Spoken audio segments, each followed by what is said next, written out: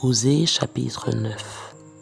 Israël, ne te livre pas à la joie, à l'allégresse, comme les peuples, de ce que tu t'es prostitué en abandonnant l'Éternel, de ce que tu as émis un salaire impur dans toutes les aires à blé.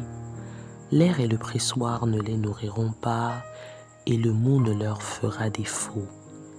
Ils ne resteront pas dans le pays de l'Éternel. Éphraïm retournera en Égypte, et ils mangeront en Assyrie des aliments impurs. Ils ne feront pas à l'Éternel des libations de vin. Elles ne lui seraient point agréables. Leurs sacrifices seront pour eux comme un pain de deuil. Tous ceux qui en mangeront se rendront impurs, car leur pain ne sera que pour eux. Il n'entrera point dans la maison de l'Éternel. Que ferez-vous au jour solennel, au jour des fêtes de l'Éternel? Car voici, ils partent à cause de la dévastation. L'Égypte les recueillera, Moph leur donnera des sépulcres.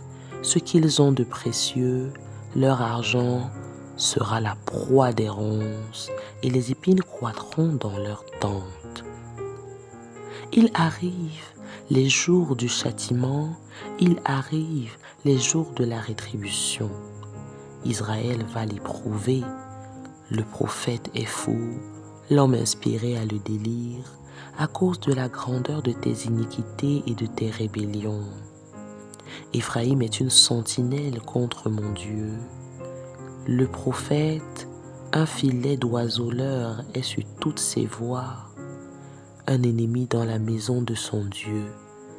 Ils sont plongés dans la corruption, comme au jour de Gibéa.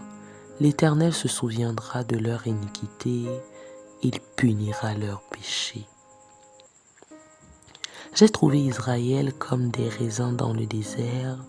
J'ai vu vos pères comme les premiers fruits d'un figuier, mais ils sont allés vers Baal-Péor. Ils se sont consacrés en l'infâme idole et ils sont devenus abominables comme l'objet de leur amour.